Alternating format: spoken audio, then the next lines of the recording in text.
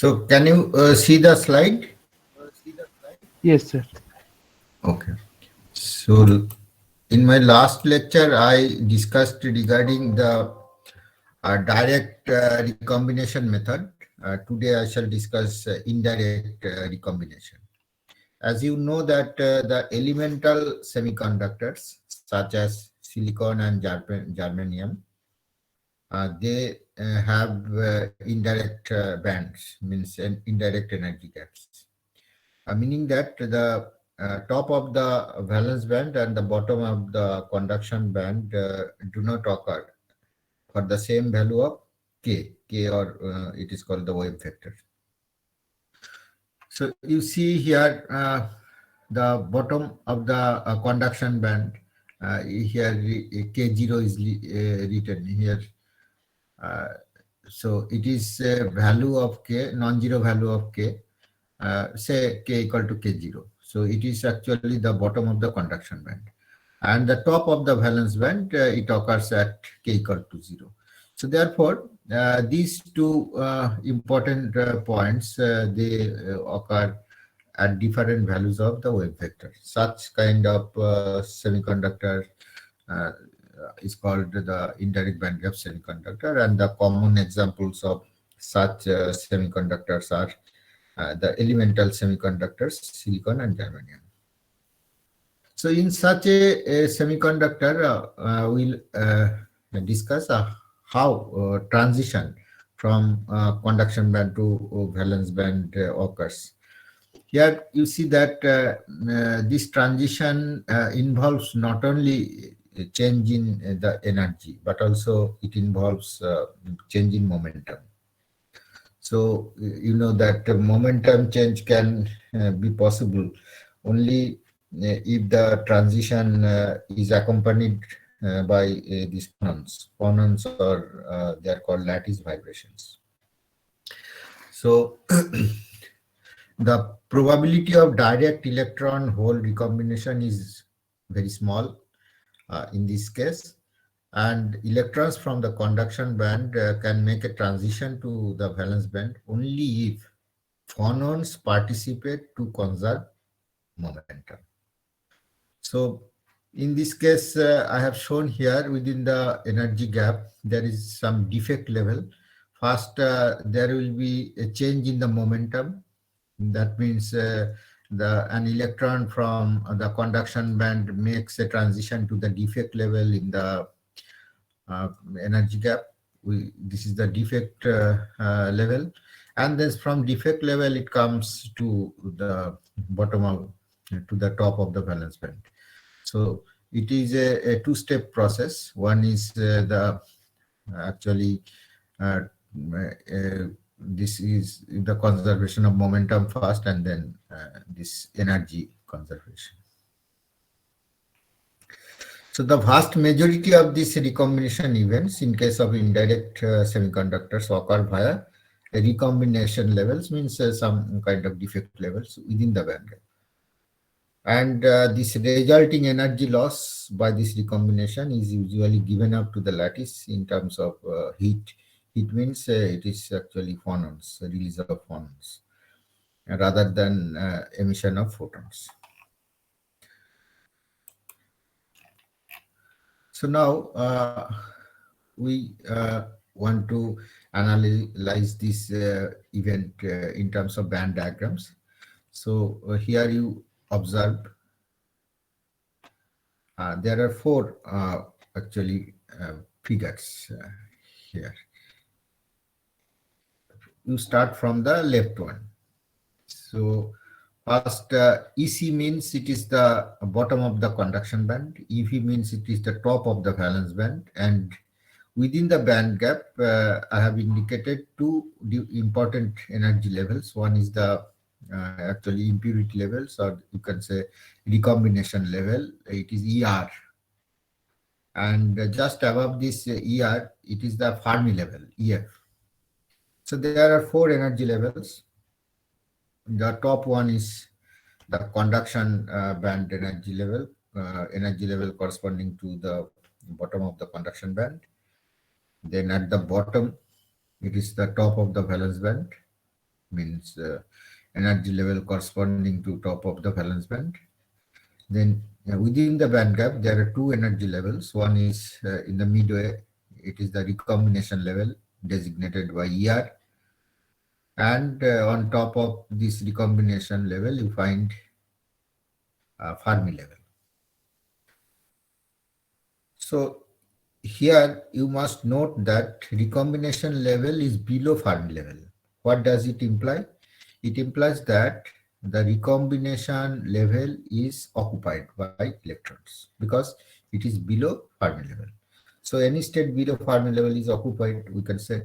So therefore, you can assume that if recombination level is below the Fermi level, it is occupied by electrons. And we are actually denoting electron by solid circle and hole by this hollow circle. So first one, you can say the recombination level, also this trap level, both are same. So trap level is occupied. You can come to the next figure. That means from the left, second one. Second one, what happens? The electron from the trap level makes a transition to the valence band. That means it is as good as a hole making its transition from valence band to the trap level. See, electrons, if an electron from the trap level makes a downward transition to the valence band, it is same as that if a hole goes upward from valence band to the trap level.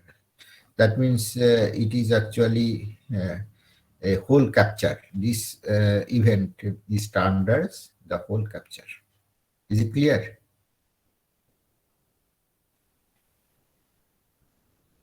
Yes, sir. If you have any doubt, you can ask me. Now I come to the electron capture part.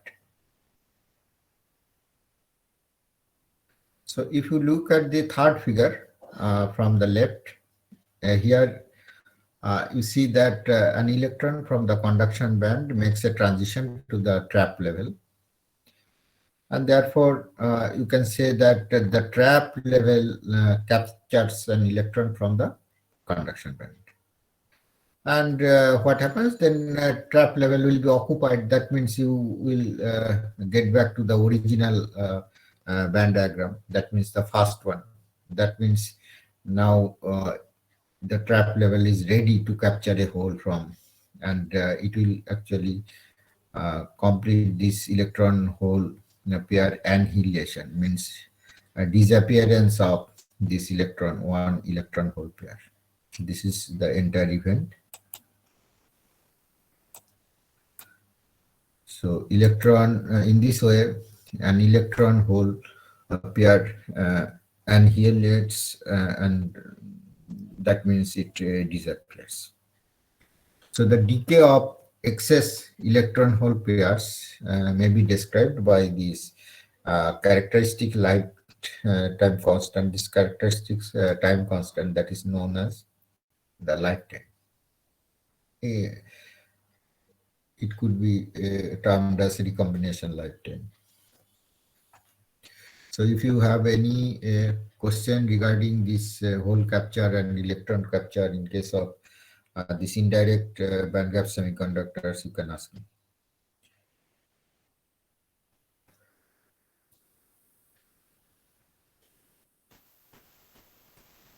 No, sir. Okay. So now I come to another point, and that is the steady state carrier generation. Steady state carrier generation means in the steady state, what happens? The carrier concentration does not change with time. That means steady state has attained. Means in the under state condition, concentration, electron or hole concentration will remain fixed or at a constant value. So there could be different mechanisms for carrier generation, including thermal generation, it could be optical generation.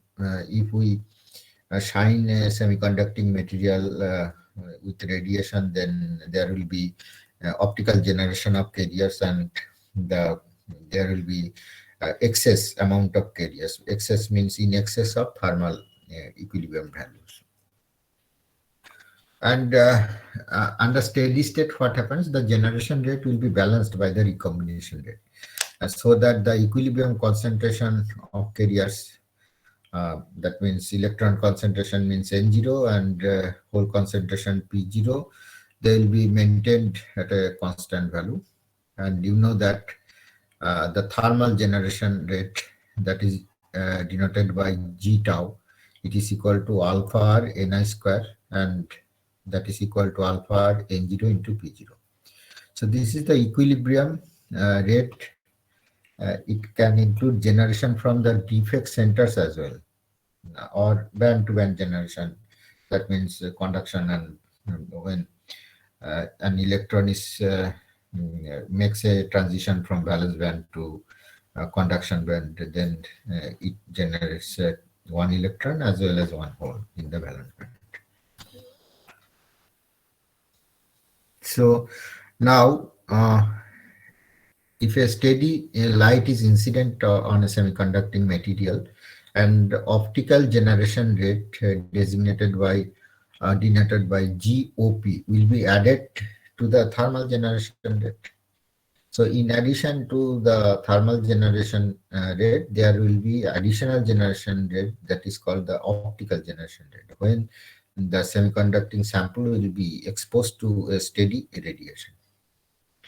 So the carrier concentrations, means electron concentration and hole concentration, will increase to a new steady state value.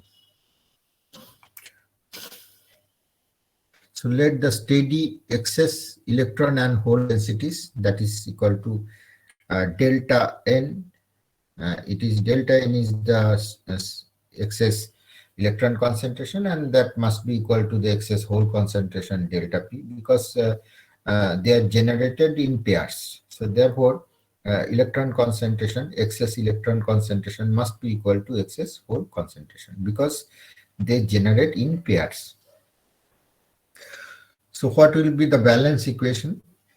So you know that first term G tau, it is the thermal generation rate, and in addition to this thermal generation rate, there is an optical generation rate when the semiconductor is exposed to radiation light.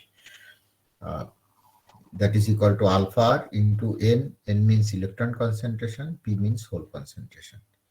So that is equal to alpha R. N means equilibrium electron concentration plus optically generated excess electron concentration, that is delta N, into P0 is the equilibrium hole concentration, and delta P is the optically generated excess hole concentration. So now if we do some mathematical calculation and use this assumption that no, there will not be any trapping of the charge carriers anywhere in the semiconductor, and then delta N equal to delta P. Therefore, it can be written as this G tau plus GOP, that is equal to alpha R N0 into P0 plus alpha R N0 plus P0 into delta N plus delta N square. So for if we consider low level excitation, then delta N square can be neglected. So therefore, we can write alpha R N0 into P0 equal to G tau. So the optical generation rate can be given by this GOP. It is equal to alpha R into N0 plus P0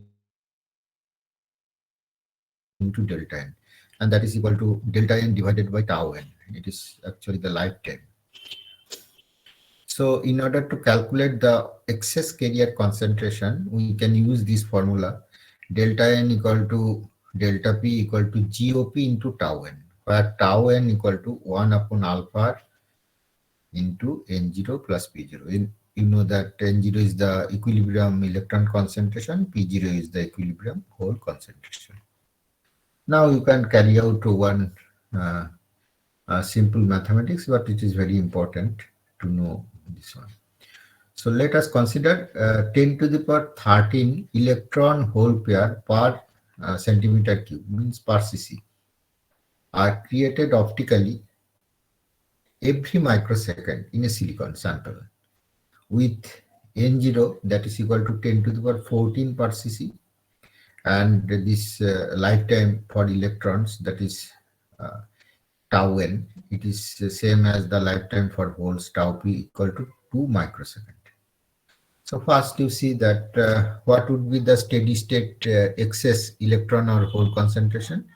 You know that delta n, that is equal to GOP into tau n. What is the value of GOP? So GOP means here it is the N0, say this is EHP. EHP is 10 to the power 13.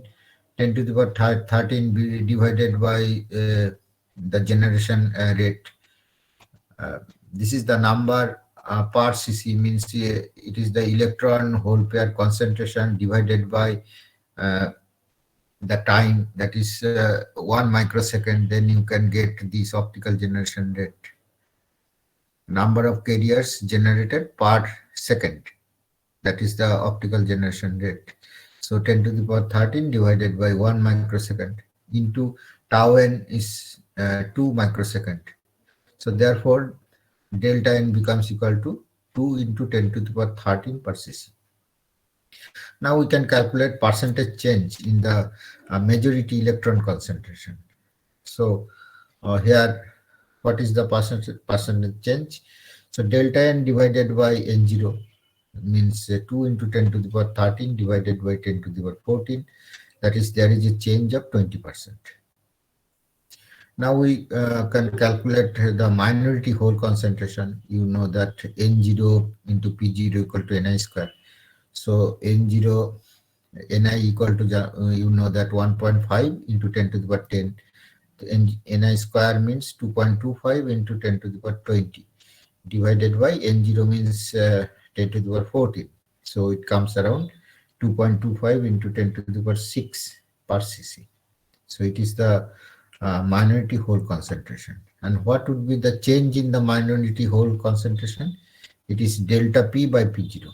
What is the value of delta P? You know that delta P equal to delta N equal to 2 into 10 to the power 13 divided by value of P0 is very small as compared to delta P. It is 2.25 into 10 to the power 16. So there is an order of 10 to the power 7. So there is a huge amount of change in the minority hole concentration. And when excess carriers are present, you cannot apply this formula N into P equal to Ni square. This formula is valid only when the sample is under thermodynamic equilibrium. So in case of excess carriers, it is the sample is not holding the thermodynamic equilibrium. So we cannot use this formula. So this sum is very simple, but you can get enough understanding regarding how to calculate the excess carriers in a sample, and you can understand why this NP equal to Ni squared does not hold good in the presence of excess carriers. And also you can get an idea regarding the percentage change is majority as well as minority carrier concentrations. So there is a huge change in the minority carrier concentration in case of these excess carriers. So if you have any question, you can ask me.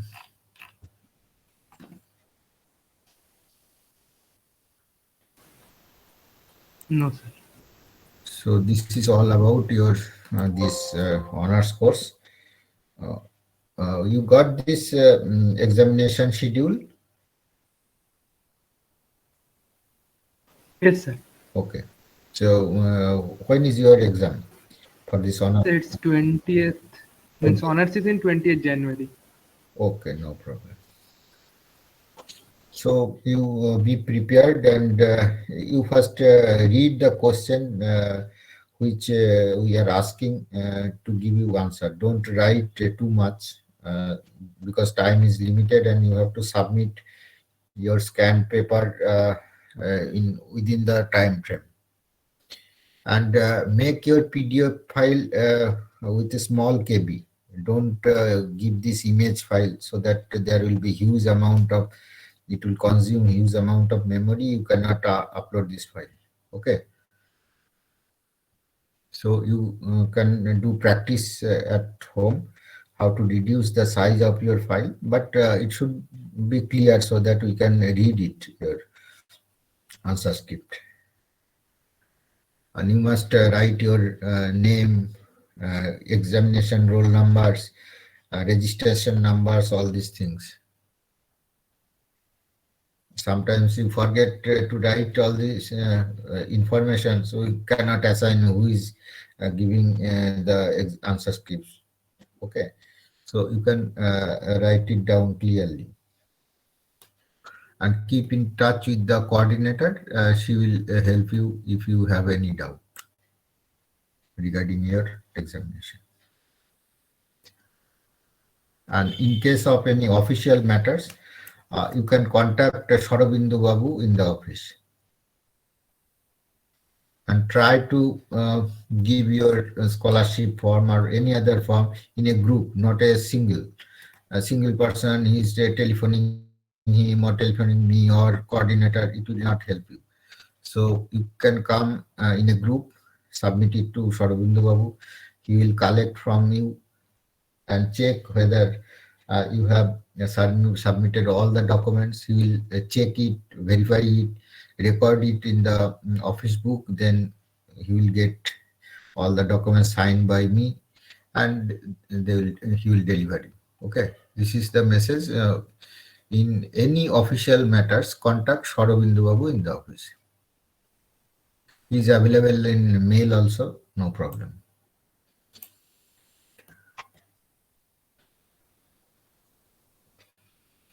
So you can send your attendance sheet, and if you have any question on regarding my subject, you can, or regarding my paper, you can ask me.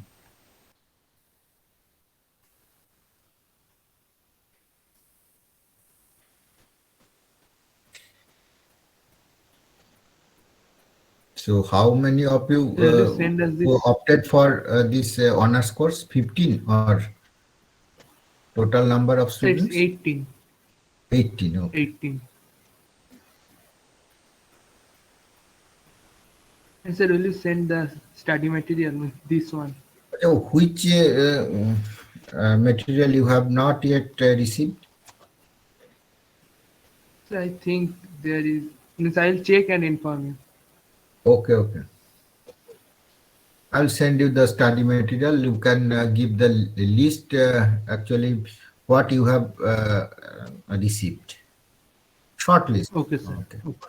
I'll Okay. send you the rest material, so you can prepare yourself. Thank you. All the best. Okay, sir. Thank you, sir.